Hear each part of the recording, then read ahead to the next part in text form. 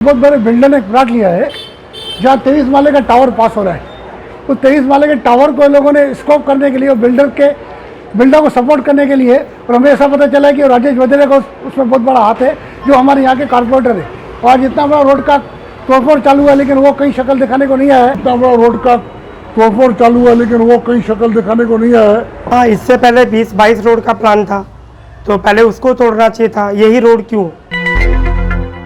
राजनीति है और कुछ नहीं। नगर पालिका की दादागिरी और आमदार कुमार एलानी जो है, इस विषय के लेकर बार बार कमिश्नर महोदय से बैठक कर जानबूझकर जिस रोड पर ट्रैफिक नहीं है उस रोड को तोड़वाना, ये हमारे शहर के लिए दुर्भाग्यपूर्ण है।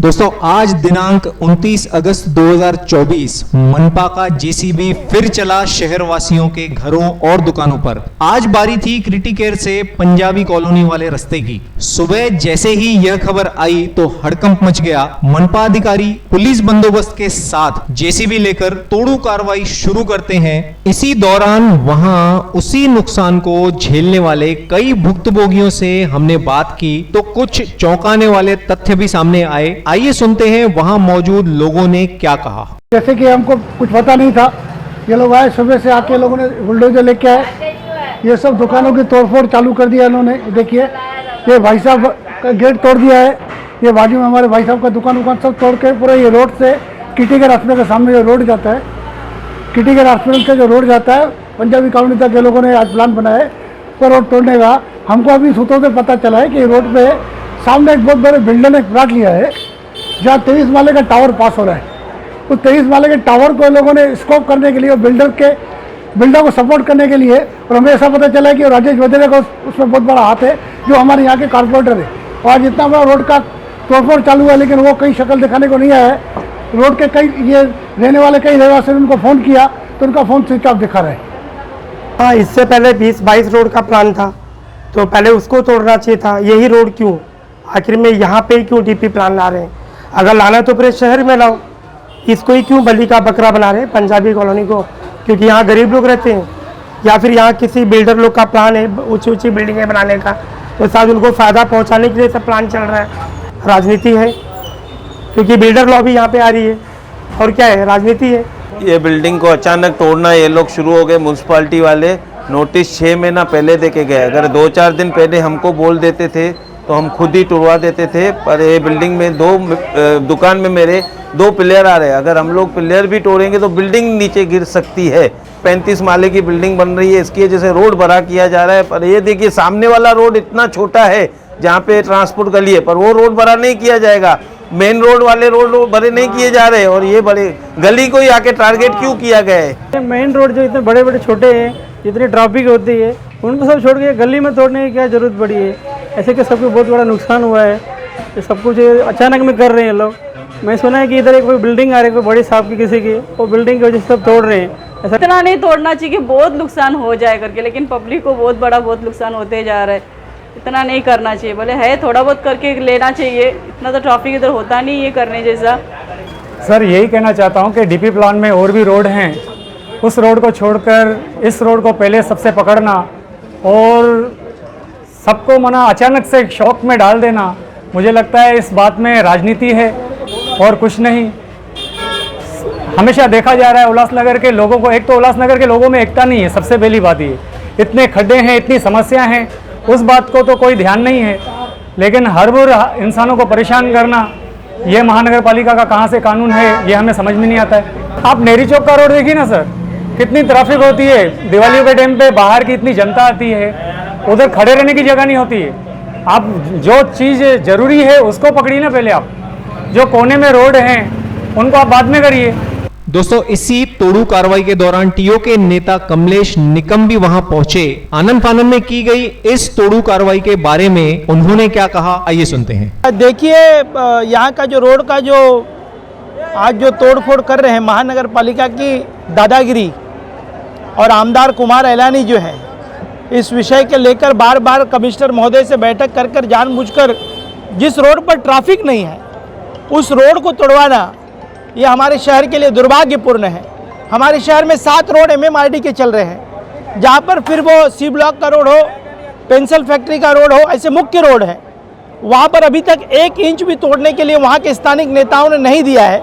एज पर जैसा रोड है वैसा ही रखा है, पर जानबूझकर किसी नगर सेवक का यहाँ पर प्लॉट है, उस प्लॉट को करोड़ों रुपए का फायदा पहुँचाने के लिए यहाँ का रोड को जो है वो तोड़ने के लिए, और गरीबों के जो दुकान है, जो महाराष्ट्र की सरकार ने कहा है कि 1995 के पहले के जो दुकान है वो सब रेगुलाइज है, वापस महाराष्ट्र शासन ने एक निर्णय दिया है कि 2005 के जितने भी दुकानें हैं वो सब रेगुलाइज है।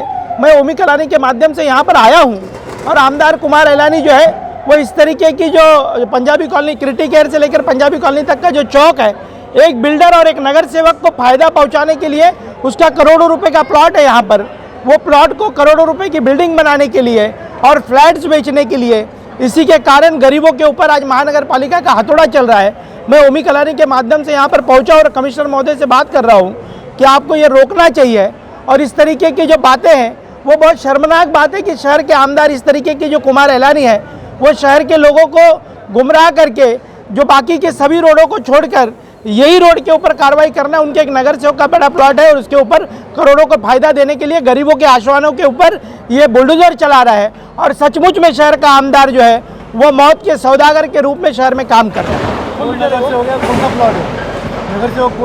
देखिए, सभी लोगों को इसके पहले भी मैंने लेटर दिया था कि कौन महानगर पालिका में कंप्लेंट कर रहा है। यहाँ के जो स्थानिक नगर सेवक है राजेश वधरिया, वो तकरार कर रहे हैं, और कुमार एलानी जी ने कुछ दिन पहले गवस जो है एडिशनल कमिश्नर, उनसे बैठक करके यहाँ पर तोड़ने का उन्होंने आदेश दिया है।